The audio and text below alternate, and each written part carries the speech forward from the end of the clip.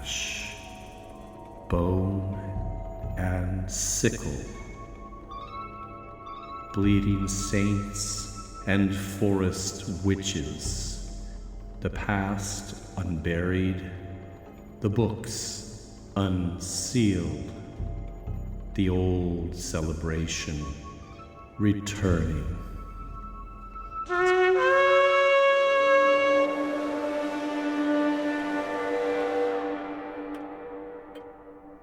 Hello, and welcome to my study. Please come in and have a seat.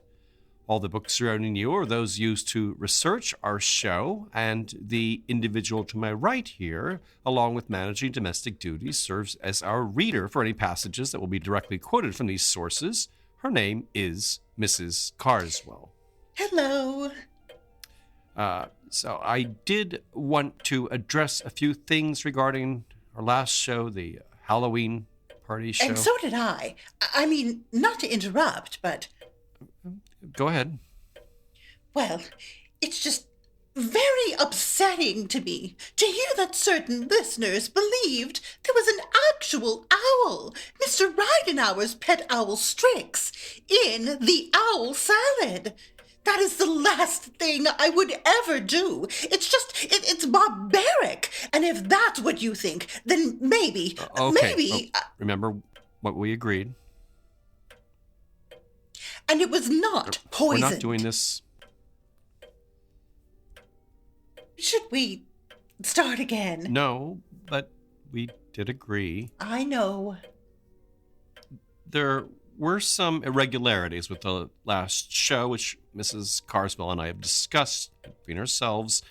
But the bottom line is we're both okay. No one was hurt, and we worked out some agreements, and we're ready to move forward. And it's been a week since I wore any owl makeup. Good. The point is we're looking forward now. This episode is a new start, or a return, really, to our old show format. Mr. Ridenhour finished his book. Right before Halloween. Yes, I did. So I have time again to research those deep dive episodes. Those of you who have been listening for more than a year would remember. December may be a bit of an exception, as I'm hoping we'll have 2 episodes, including a ghost story for Christmas. But the plan is to return to our old format with 1 longer episode instead of 2 short ones. You're not going to say anything more about the book? Not till it's ready for pre-order, which won't be until next year. Okay. So, unless you had anything else, I think we're ready to begin our episode. Well, it's 8 days, actually. What? More than a week, I realize. You could count this as 8 days because it's already nighttime, and the eyebrow pencil doesn't count. I just noticed the little eyebrow pencil looks good, so I kept using it. Your eyebrows. I made them darker. Not owl-like. It's fine. Not arched. Okay. Or wider. We're good. We're ready to start what will be episode 122, The Monster of Glamis.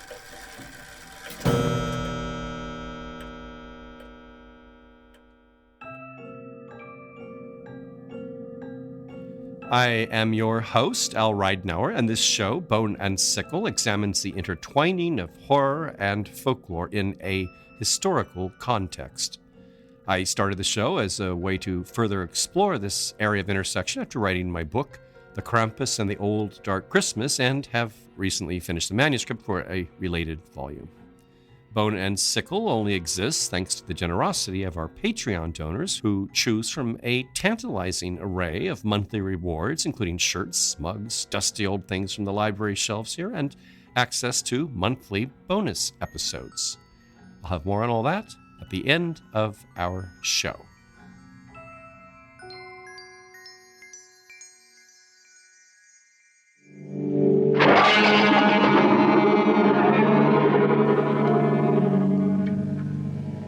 Is this a dagger which I see before me? The handle toward my hand? Or art thou but a dagger of the mind? A false creation proceeding from the heat-oppressed brain? It is, in fact, a dagger of the mind. At first, at least, it's a vision of a dagger that draws Macbeth to pull an actual blade from his belt and kill King Duncan while he sleeps. It's the deed that sets all the tragedy spiraling forward. The scene you're hearing is from Roman Polanski's excellent 1971 cinematic adaptation, one full of blood and horrors, a vivid decapitation, a nude sleepwalking Lady Macbeth, and other shocking scenes, which almost earned the production an X rating. It's what one censor, in a rather low personal blow, dubbed classic horror comic stuff, which reeks of the Sharon Tate shambles. And I would highly recommend it. Hail Macbeth! Hail Macbeth! Hail King of Scotland!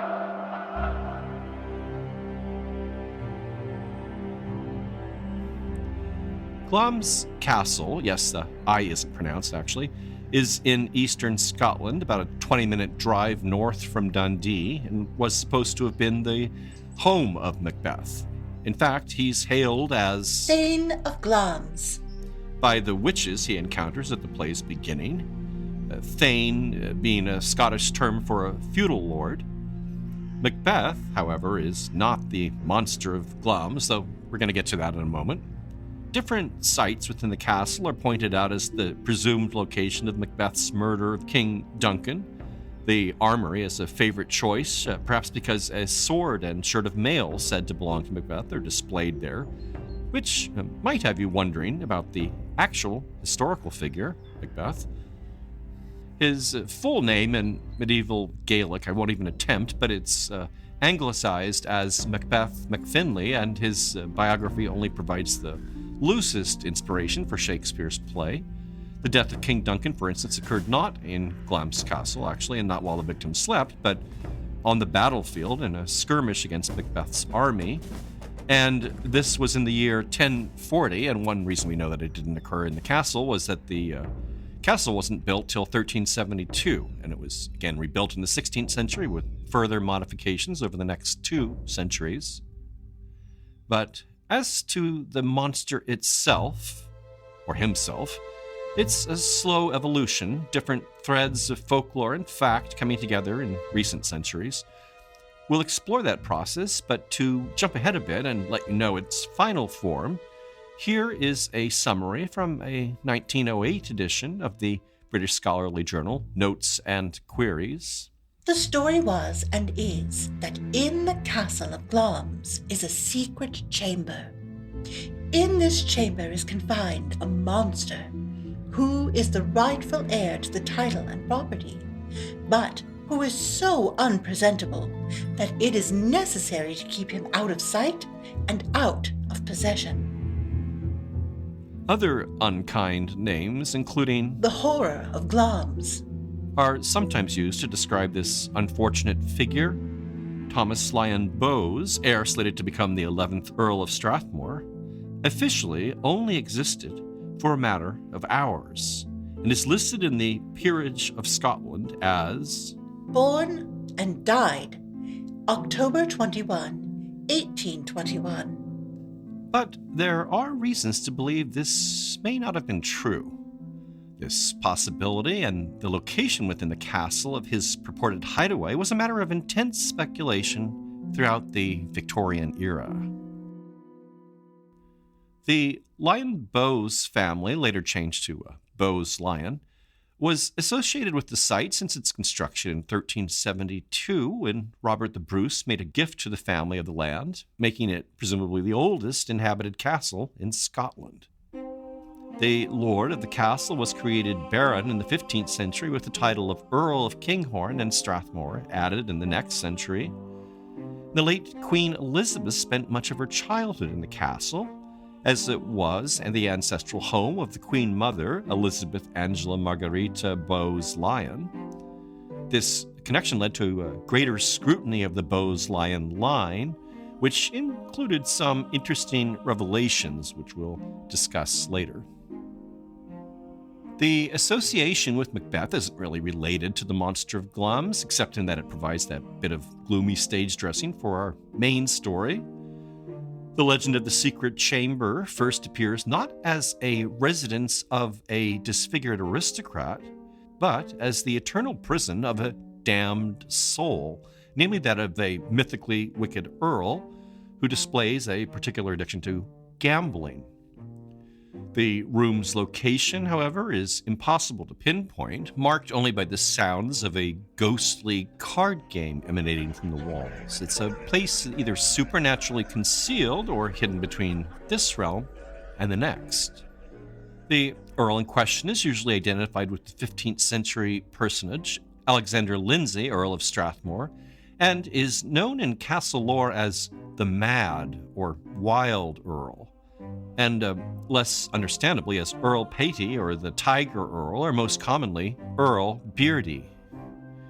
The earliest printed version of the legend, provided in William Howitt's 1847 Journal of Literature and Popular Progress, describes the Earl engaged in a frenzied night of gambling and, as he was losing dreadfully, swore an oath that he would play till the day of judgment, whereupon the devil suddenly made his appearance, and a sudden disappearance, with old Beardy and all his company.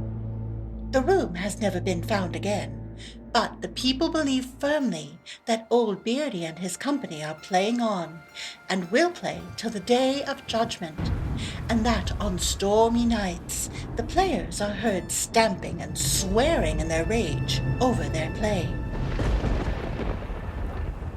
An 1875 version from James Cargill Guthrie in his The Vale of Strathmore, Its Scenes and Legends, is more melodramatic and has the Earl and his fellow gamblers so frenzied with drink and greed that they rather gratuitously damn themselves. With fiendish glee they defiantly gnashed their teeth and cursed the god of heaven. Then, with returning strength and exhausting its last and fitful energies in still louder imprecations and more fearful yells, they deliberately and with unanimous voice consigned their guilty souls to the nethermost hell. Fatal words. In a bright, broad street of lurid and sulphurous flame, the Prince of Darkness appeared. An 1881 edition of Charles Dickens' magazine All the Year Round more modestly suggests that the haunting is due to a fight at the gaming table. Finding himself hopelessly in the hole, the Earl accuses another at the table of cheating and, in turn, is run through with a rapier. Presumably, he would be continuing his ghostly gambling in hopes of recouping his losses. There are also versions placing the events on Sunday, emphasizing that the game is forbidden on the Lord's Day. In these, the Earl is frustrated and attempts to find a playing partner, as those he asks are all a bit too pious. At his wit's end, he cries out that if no one else will indulge him, he would happily play with the devil himself. And so a mysterious stranger shows up shortly thereafter, and of course he's eager for a game, and just as eager to condemn Earl Beardy in ghostly form to repeat his Sabbath game every week into eternity.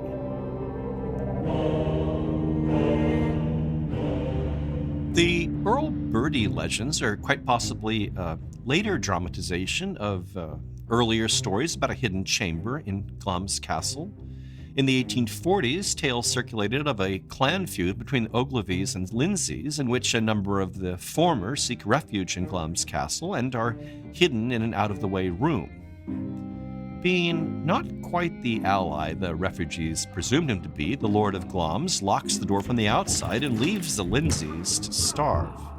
Quite some time later, the Earl of Strathmore, knowing nothing of this history, orders the curiously locked room opened and is appalled to find it full of skeletons, quite unpleasantly disposed, as some had apparently died in the act of gnawing the flesh off their own arms.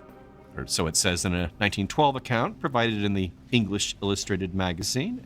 And thinking, out of sight, out of mind, he resolves his disgraceful skeletons in the closet situation by summoning masons to seal over the door and the room itself, leaving just a smooth stone wall. Now, as for the disfigured offspring said to occupy the secret room of Glamis, rumors began to circulate immediately after his birth.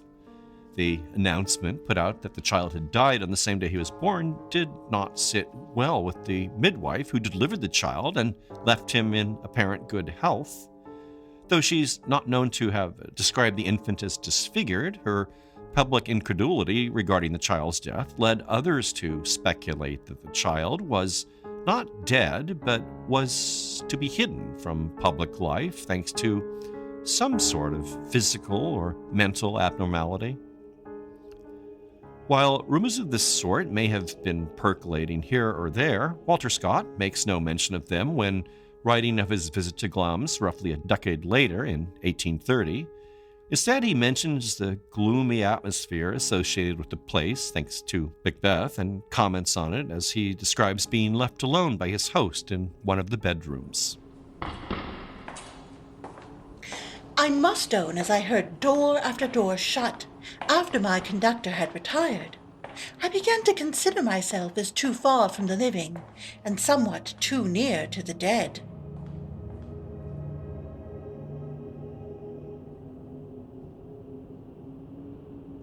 So it was in the 1840s and 50s the stories about a secret room began to appear, some of them associated with that space to which Earl Bertie had been supernaturally confined, and others proposing that real room filled with skeletons of the Lindsay clan. The latter, a physical room, however, came to dominate the castle lore. An early account discussing a physical room has to do with an event that supposedly transpired in 1850. It was related to British diplomat Horace Rumbold during his visit to the castle in 1877. And by 1904, the account was circulating in British newspapers. It's regarding an attempt to locate this hidden room led by the wife of the 12th Earl. On a weekend during which her husband was away, the Countess and her guests fell into a heated discussion of the mysterious chamber, a topic on which the Earl stubbornly refused to enlighten his wife. And according to a 1904 Manchester paper, quoting Rumbold, somebody hit upon the ingenious device of opening the windows all over the castle and hanging out of each of them a sheet or towel or pocket handkerchief. Soon innumerable white signals were fluttering in the summer breeze when Lord Strathmore unexpectedly returned. The results of this experiment, when viewed from outside the walls, were not recorded in this account, but have variously passed into history. It was either a single window in the tower left unflagged, or, according to others, there were 4 windows. If by this point you're wondering how a resident of the castle could possibly be unaware of one of its rooms, it's worth mentioning that in some of the older parts of the structure, the walls are up to 15 feet thick, offering plenty of space to accommodate hidden chambers and secret passages. A further story of the day, echoing that of the Lindsays sealed into a castle room, suggests something similar as an ongoing phenomenon. It first appeared in All the Year Round in an edition published in 1880, but recounted an experience supposedly transpiring in 1870. It originates with Virginia Gabriel, an English singer, composer, and socialite who was quite popular in her day. And you're hearing a bit of her music now. During her extended stay at Glamis Castle, a casual comment made to her hosts was supposed to have solicited a mysteriously ominous response. In the morning she appeared at the breakfast table, quite cheerful and self-possessed. To the inquiry how she had slept, she replied, "Well, thanks. Very well. Up to 4 o'clock in the morning. But your Scottish carpenters seem to come to work very early. I suppose they put up their scaffolding quickly, though, for they're quiet now."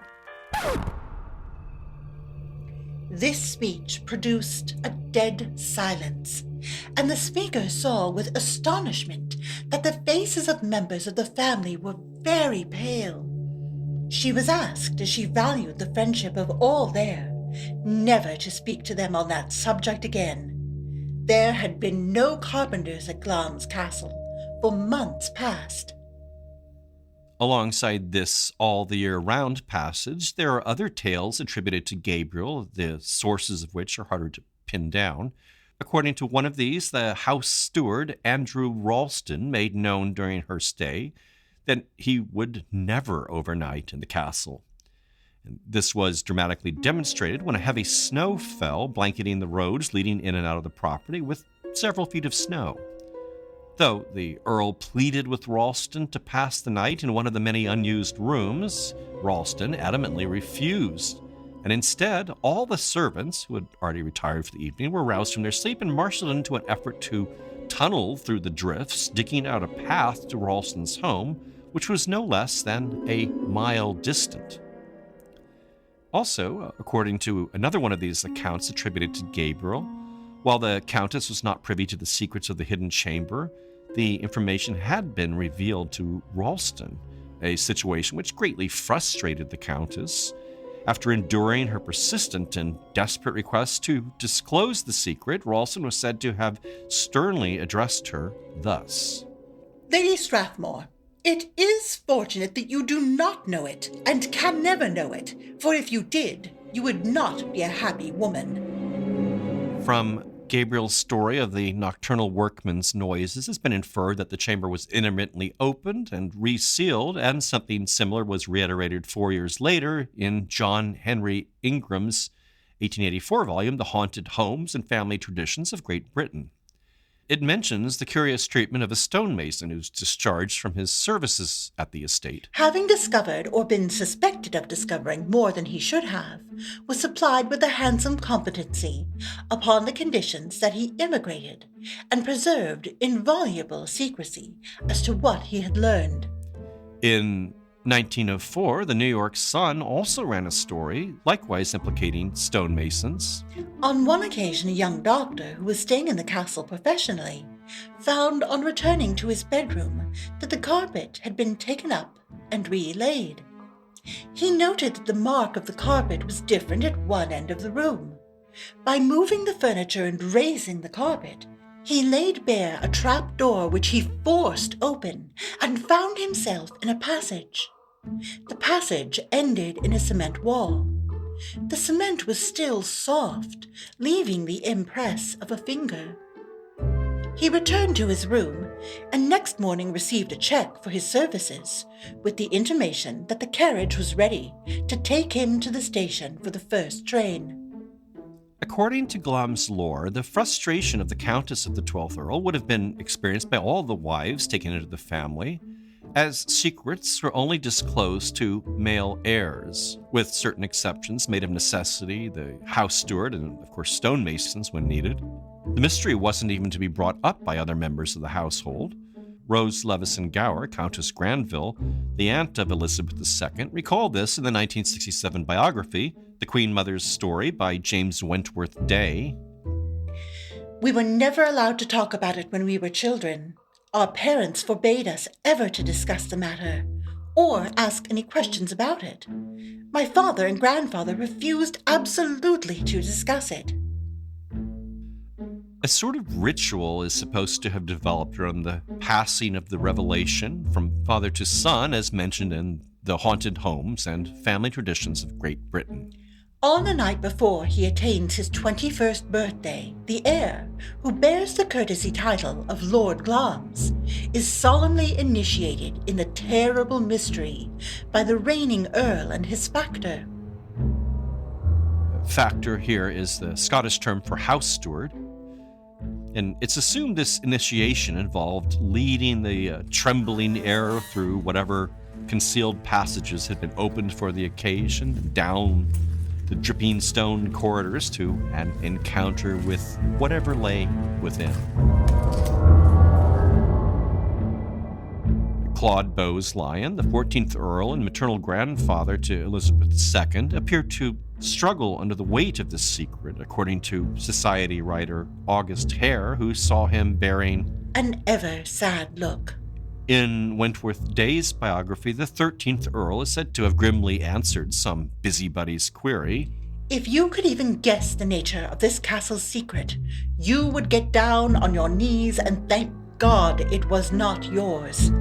And the diplomat, Horace Rumbold, who provided our towels in the window story, reflected on the apparent burden borne by the 13th Earl, relating that his son, having likewise noticed this effect on his father, wished to beg out of the ritual on his upcoming 21st birthday, pleading that his immediate initiation not being indispensable, he preferred to wait until it should become so. Now, I'm sure you're wondering what kind of being was supposed to have been detained in this mystery room. You wouldn't be alone. From the 1880s through the turn of the century, all of Britain was asking that same question. While the sight of the room's occupant was denied to all but a handful, noises he made could be heard by all, according to a 1912 edition of the English Illustrated Magazine. Strange, weird, and unearthly sounds had often been heard by many persons, even those quite unacquainted with the ill repute of the castle. A startling description of the occupant's physical appearance is offered in an August 1883 edition of the Daily Telegraph. He stood 8 feet in height. His head and the upper part of his body resembled that of a toad. His skin was marked with black and white splotches, and his hands were webbed. He could not speak or hear, but his eyes were bright but wild. He never showed signs of reason. The article claimed that he had died the previous year at the age of 92, one of the many articles suggesting that the mystery was, in fact, at an end, but it was the only one offering such a vividly audacious description of the room's occupant. The idea of a toad-like prisoner at Glamis was so outrageous and absurd that it stuck in the public consciousness and was seized upon and further elaborated. By 1931, an edition of the Omaha Sunday Bee News, probably recirculating a British story, claimed that once in a century, as a punishment for some past sin, the oldest son of the family is born a monster of toad-like form and is kept in the secret chamber until he dies. A 1939 edition of the San Francisco Examiner took the ball and ran with it. Legend says that the monster is toad-like in form, with terrible claws and very dangerous to encounter. Some say that it lives for 100 years, when another monster is born again in fulfillment of a curse. One writer says that the entrance to the monster's chamber is through a secret door in the wine cellar. And from there, the article proceeds to spin out a story in which the Earl leaves a banquet to retrieve from the wine cellar a special bottle of claret, apparently making a wrong turn along the way and bumping into the Toad Man. His guests are shocked at his appearance when he returns. His clothes were torn, his face was bloody, and he showed every sign of having been in a violent struggle with somebody or something. At this late date in the story's evolution, Scottish legends seem to have been merging with the horrors of pulp magazines. In fact, the Glamis myth was already being colorfully embroidered by 1884, as detailed again in The Haunted Homes and Family Traditions of Great Britain. Another wild suggestion is that owing to some hereditary curse, like those believed to rest on many well-known families, at certain intervals a kind of vampire is born into the family of the Strathmore Lions. It is scarcely possible to destroy this monstrosity. It is therefore kept concealed till its term of life is run. But it might be remembered, even monsters need nourishment. And this secret chamber at Glamis is only visited once in a generation. The idea that the room's occupant was extremely long-lived, surviving generations or even centuries, remained a fringe element of the lore for some time, as did the suggestion that it was somehow vampiric. The most objective, or at least objective-sounding, description of this mysterious figure appears in the previously mentioned 1967 biography of the Queen Mother. The author's interviews with the Earl of the time and other members of the Bowes-Lyon family produced this description. He was a creature fearful to behold. It was impossible to allow this deformed creature of humanity to be seen, even by their friends. His chest an enormous barrel, hairy as a doormat. His head ran straight into his shoulders, and his arms and legs were toy-like. I suppose that sounds fairly toad-like, a hairy toad, at least.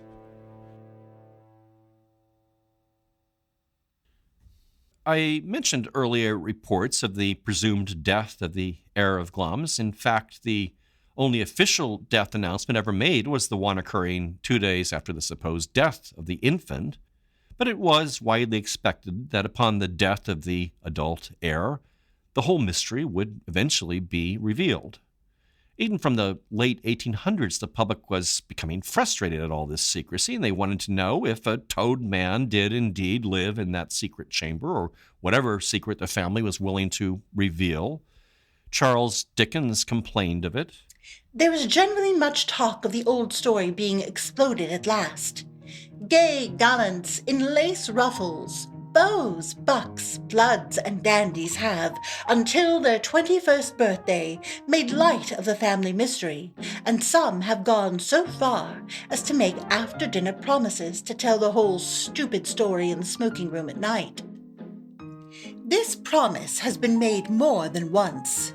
It has been pledged in Burgundy and Tokay, in Lafitte and Champagne, in steaming toddy and in cooling lemon squash. But it has never been kept. And so, getting fed up with the mystery, a writer for the New York Times in 1882 announced his belief that the heir had died a week or two ago at a very advanced age. And again, the New York Times, 22 years later, in 1904, that the necessity of keeping secret and secluded one or more chambers no longer exists. By the time Wentworth Day interviewed the 16th Earl for his 1967 book, the dreadful burden of the family secret was no longer carried. The Earl declared that he knew not a thing. It may have died with my father or with my brother, who was killed in the war. And if there was a being at the time, it certainly wasn't being fed, which is an alarming prospect in itself. While I've been largely discussing the Monster of Glamis as an evolving bit of folklore, one could make the case that there's more to it than that.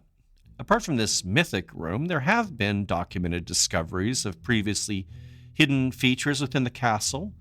The 1912 article I cited earlier from the English Illustrated, for instance, relates that not many years ago, a splendid old fireplace, whose existence had been previously unknown, was accidentally discovered in the drawing room. And on another occasion, when some alterations were in progress, a secret staircase was revealed. And a 17th century diary kept by the 3rd Earl of Strathmore, Patrick Lyon, mentions a closet designed within the charter room, or a small chamber accessed from the charter room, the construction of which necessitated considerable trouble as the digging through passages from the new work to the old. And lest you still insist that secret rooms are just some device of Gothic fiction, I would point you to a 1901 volume, which I found myself getting lost in as I prepared this show. It has the charming title, Secret Chambers and Hiding Places. Historic, romantic, and legendary stories and traditions about hiding holes, secret chambers, etc. The most common use of such rooms is providing hiding places for Catholic clergy, giving them the name priest holes. Priest hunters designated by the crown were dispatched to estates suspected of Catholic sympathies and would often bring with them carpenters and stonemasons with a special eye for suspicious handiwork, possibly signifying a hidden chamber. These chambers were often built adjacent to a fireplace in order to share a chimney so that the smoke sent up by the fires by which the occupant warmed himself wouldn't betray his location. T.F. Thistleton Dyer, in his 1895 volume, Strange Pages from Family Papers, mentions a particularly impressive, ingeniously concealed room in an estate near the English village of Plumpton. Behind the great chimney piece of the hall was a deep recess used for purposes of concealment. And it is said that one day a cavalier horseman, hotly pursued by some troopers, charged into the hall, spurred his horse into the recess, and disappeared forever. In Scotland, such rooms were also used to hide members of the Jacobite risings of the 18th century, and examples can be found in the castles of Fyvie, Elphinstone, and Kemnay House, all of which have their own secret chambers. So while the existence of a hidden room in Glamis Castle would not be out of line with what can be found elsewhere in Britain, other factors that seem to support the idea that an heir might be hidden within it. Something often mentioned is that there's no marked grave for the newborn Thomas Lyon Bowes, who was said to have died on the day he was born. Given the high rates of infant mortality in the day, however, funeral customs would not necessarily have demanded this, but this absence certainly does nothing to quell the rumors. More significant, really, is the fact that two other members of the Bowes-Lyon family were actually hidden away shortly after World War I, not in a stone chamber, but a psychiatric hospital. Sisters Nerissa Bowes-Lyon, born in 1919, and Catherine, born in 1926, were both severely disabled and never learned to speak, and they were both placed in Royal Earlswood Hospital in 1941. And this hardly seems to be strictly a matter of practical necessity or better care, as all connections with the family seem to have ended precisely at this point. There are no records of the Bowes-Lyon family providing anything beyond the monthly payments, and no record of visits or even communication with the girls. And an intentional erasure of their existence is further suggested in the listing for the sisters in Burke's Peerage, the definitive source of genealogy for Britain's titled nobility since 1826.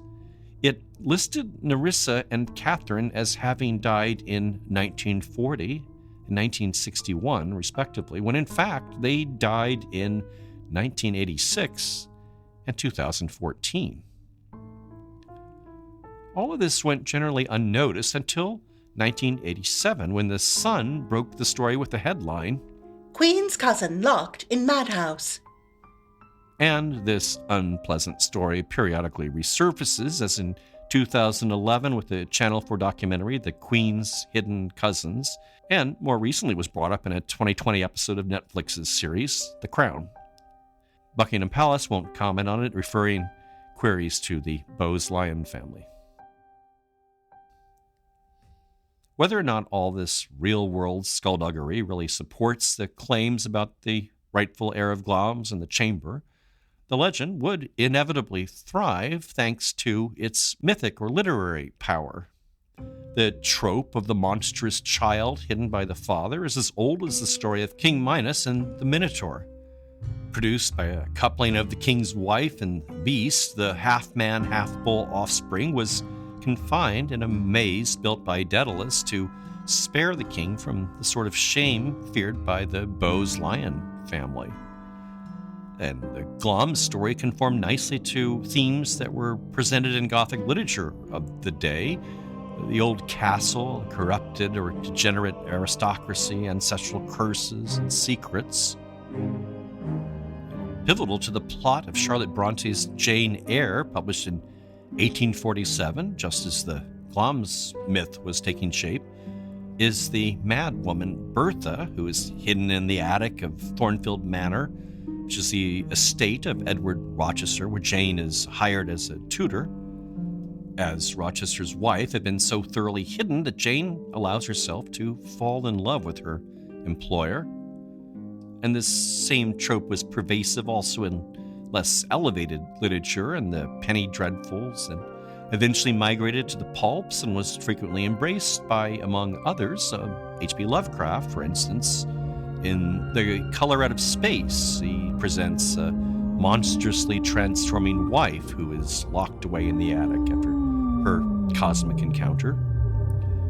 And this same trope was picked up in films, naturally, too many to really list, though I'll mention James Whale's 1932 film, The Old Dark House, just because it's a favorite, and it has two hidden figures, a lunatic pyromaniac locked in one room and a wispy 102-year-old patriarch hidden in the attic. The film is something of a black comedy, as is the example with which we'll close 1967's Spider Baby. Now, Spider's very clever. She very cleverly drains the vital juices from the bug's body. It's a delightful film, known primarily as a late career vehicle for Lon Chaney Jr., who plays a chauffeur for a wealthy family on the decline, both financially but also biologically, as all family members are afflicted with something called the Mary syndrome, which causes age regression in those afflicted, the 3 orphan children, that is, for whom Chaney acts as caretaker. There are 2 women who behave like 10-year-olds, one who likes to play spider. Guess I have to sting you now. And a brother who's regressed further to a pre-speech stage, and he's played by Sid Haig, the actor now better known for portraying Captain Spaulding in the Rob Zombie films. But it doesn't stop with that sort of regression. Reverting to a pre-human condition of savagery and cannibalism.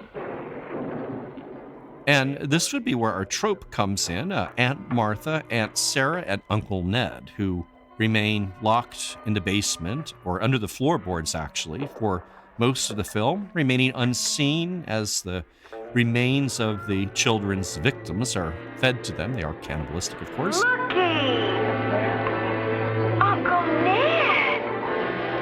And then emerging only at the film's climax to reveal their stunningly shoddy creature makeup. It's bad makeup, but a fun song with which we'll end, and it's sung by Lon Chaney Jr. himself. Screams and moans and bats and bones and teenage monsters in haunted homes, a ghost on the stair, a vampire's bite, they're everywhere. There's a full moon tonight.